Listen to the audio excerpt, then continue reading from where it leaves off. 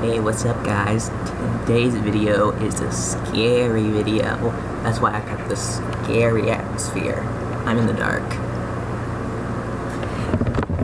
But today I'm doing a review of Scream, Episode 5, Dawn of the Dead, and going to update my killer theory.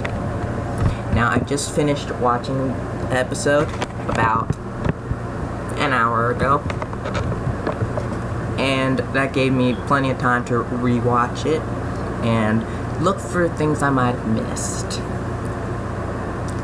Now, I think it's definitely safe to say that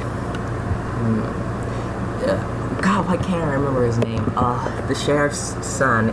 If you know the name of the sheriff's son, please leave it in the comment section. Maybe seeing it in writing, I will remember it. But anyways, sheriff's son, he's obviously not the killer. I mean, if you're gonna draw creepy pictures of people, you definitely shouldn't do it in public, but if you're planning on killing those people, you're definitely not gonna draw it in front of them, you know? So, yeah, the killer would be more smart than that. So, it's definitely not him. Stavo. I finally remembered his name. His name is Stavo. Alright, and, we open with, like, Brooke getting her picture taken while they're getting locked down, and oh my god, her poor self, she's drenched in Jake's blood. It is just awful. She's gotta stand there because it's evidence, and, you know, it's awful, you know. You really feel more for her character in this season, because last season, her character was just so dull. You were just waiting for her to die. But in this season, they're making more of a character out of her, so you actually feel love and compassion for her, and you actually don't want to see her die. I'm having a horrible hair day.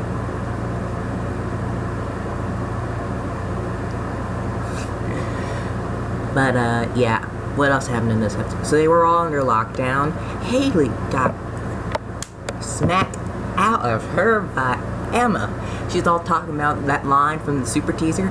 Everyone who comes around you dies, and your friends should be scared too, because they're all gonna die. Every time there's a murder around here, there's always one crazy Duvall.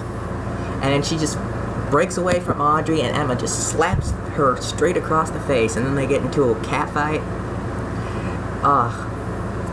And then they get breaking up, and Emma's put into, okay, the teacher I actually don't know the name of. So, instead of leaving Stavo's name, because I obviously now know Stavo's name because I just remembered it, leave the name of the teacher down below if you want to help someone who has the looks of a 15-year-old, but apparently the mind of an 80-year-old. Anyways, the psych teacher, or the English teacher, or whatever she is, I think she's the psychology teacher. Yeah, she, puts Emma in her office or something, and, locks the door, and then, you know, the killer calls her, it's like, I'm coming for you, and she, pulls up the blinds, and there's the killer with his knife just going, showing it off, like, hey, bitch, you see this? I'm gonna cut you with this. And she's like, not this time. And she gets that chair and she just smashes it straight through the window, and then climbs out, looks around, he's fled for his life, I ain't gotta deal with this shit. And she's like, you know, she says, I'm not gonna play your games anymore. And then she just, since everyone's just been accusing her of being crazy with post-traumatic stress and all, she doesn't even bother telling them it was the killer. She's like, I had a panic attack, and I just freaked out being locked in that room. So, yeah, she's finally realized that the police and the adults, they cannot help her. Everyone thinks she's crazy. So, the best thing to do is just to do this on her own, you know? And boy, oh boy, did no one see the ending coming. Noah, being tired of Audrey being so suspicious, takes her phone and sees the gift that the killer sent her. I think in episode 3, he sees the gift of her like picking the little note card pieces off of Jake's dead body. And then we see the promo for next episode.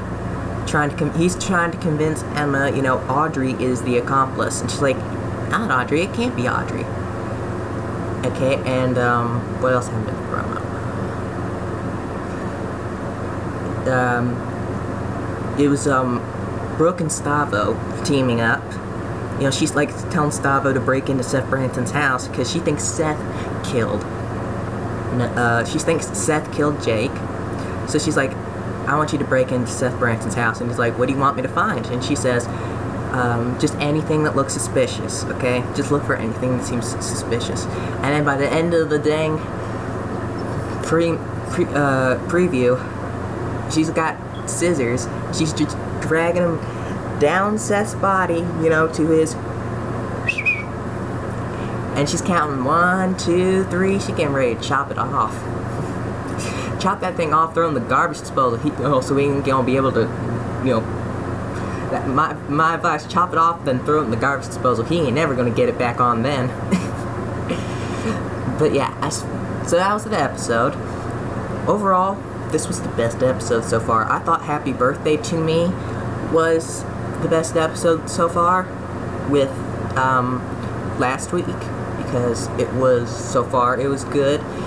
Because they were tripping balls and you couldn't tell what was real, and we got to see the killer hauling ass straight towards Emma, and it was hilarious to see him actually run, and because you'd never seen the killer like take off that fast before on the show. But now the new best episode is Dawn of the Dead, because this one it was like Saw, basically. They were trapped in one place, and it didn't get boring, and it just built up so much tension for a great finale. So, yeah.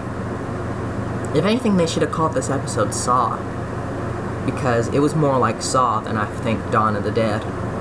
I mean, I guess it was kind of like Dawn of the Dead because they were all packed in there, but they weren't packed in there for survival. If anything, they were packed in there waiting to die, like in Saw, because the killer was in there with them. I don't want this video to get too long, so I'm going to just tell you my predictions for who I think the killer is. I think the killer is Eli and the teacher. Now, I think it's Eli because he just fits the profile of what Kieran was last season. You know, the guy trying to steal away from her boyfriend. But this time, I think they wouldn't play that same role twice of have the guy seem creepy, but be a nice guy. Have him steal her away from her boyfriend, think he's the killer, but it turned out to be a dead weight. No, I think they're going to do that again, but this time they think we won't see it coming with him. Oh, it can't be him. Boom, it is him. And as far as it being the teacher goes, she literally look at a picture of her and then look at it side by side to a picture of Amelia Rose Blair, who played Piper last season. I mean, she just looks like Piper. Even if she's not related to Piper in any way, she could be her adopted mother. Okay? And she just seems way too helpful. Especially, she seems a lot interested in Emma's mental stability. She seems like she's trying to convince her that she's gone crazy. Especially in like episode 2, where she's like, well, you know, hallucinations are common with PTSD. No, you're obviously the killer. So that was it. Let me guys know who you think the killer is by leaving a comment down below.